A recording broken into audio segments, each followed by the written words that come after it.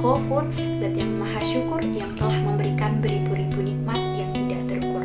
Sholawat serta salam semoga tercurah limpahkan kepada Nabi akhir zaman, seorang Nabi yang lahirnya saja membuat goncang alam semesta, membuat heboh para malaikat Allah yang kalau bukan karenanya tidak akan Allah ciptakan alam semesta ini.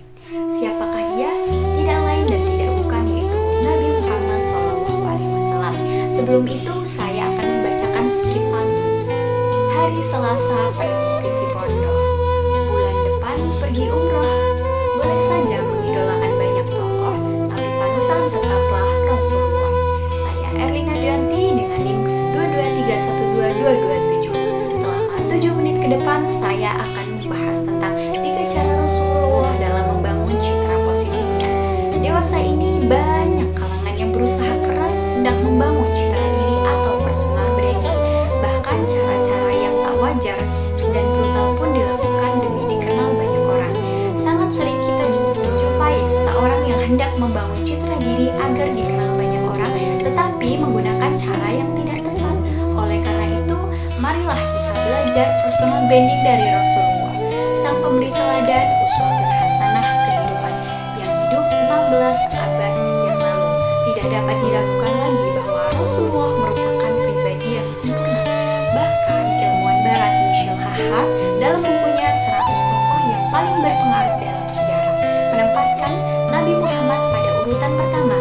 Dialah Nabi Muhammad satunya manusia dalam sejarah yang meraih sukses luar biasa, baik ditilik dari ukuran agama maupun ruang lingkup duniawi, kata Hahar.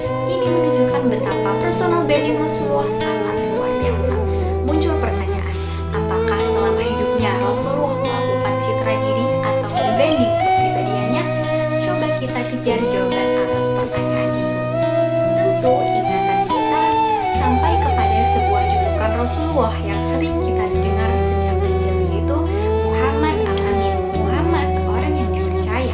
Jika kita lihat sebagai sebuah personal branding, maka Muhammad Al-Amin adalah brand yang luar biasa, dan Al-Amin pun menjadi tagline yang sangat fenomenal.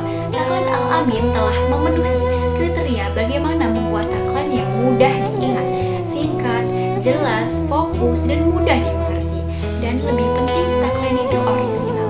Orisinalitas itu terbangun karena Rasulullah memiliki ucapan, sikap, perbuatan, respons, kepedulian, dan keseluruhan perilakunya yang tidak keluar dari value.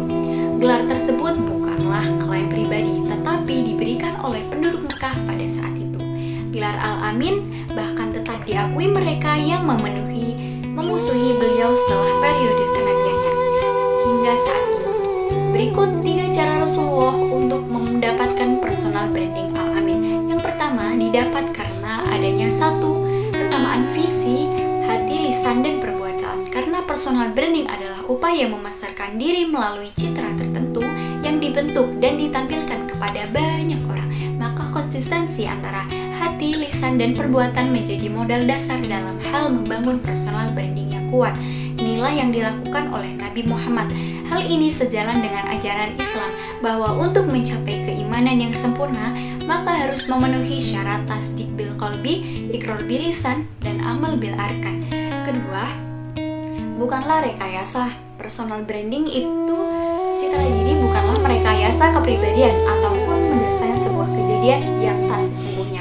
Artinya personal branding tersebut benar-benar diterapkan dalam aktivasi brandingnya, tetapi sebuah proses yang orisinal untuk menentukan keunikan, keunggulan, dan hal-hal positif lainnya dalam diri yang akan menjadi pembeda dari yang lain.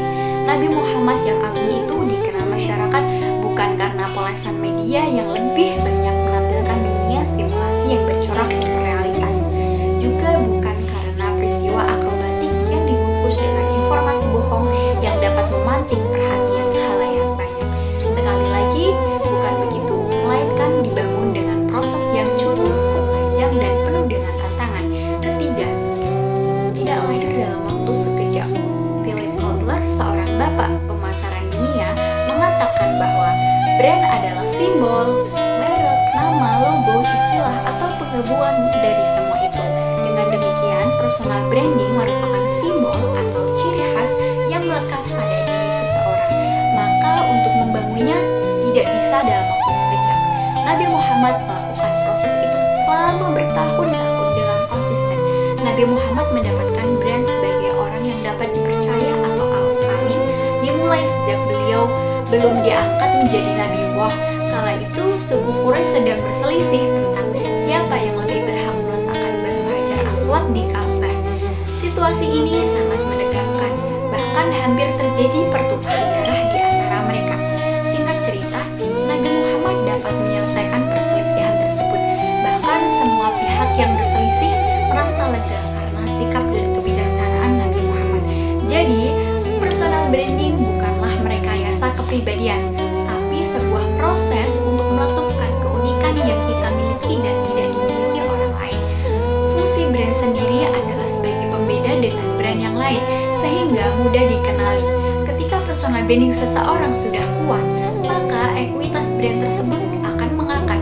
Harapannya dengan materi personal branding ala Rasulullah ini membuat kalian lebih percaya terhadap kemampuan diri dan juga bisa membangun kepercayaan orang lain terhadap diri kita. Sehingga nantinya kita akan termotivasi untuk mengasah kemampuan dan keterampilan mengenai keunikan diri dan nilai positif yang bisa mengoptimalkan kekuatan dan meraih karir atau tujuan yang diinginkan.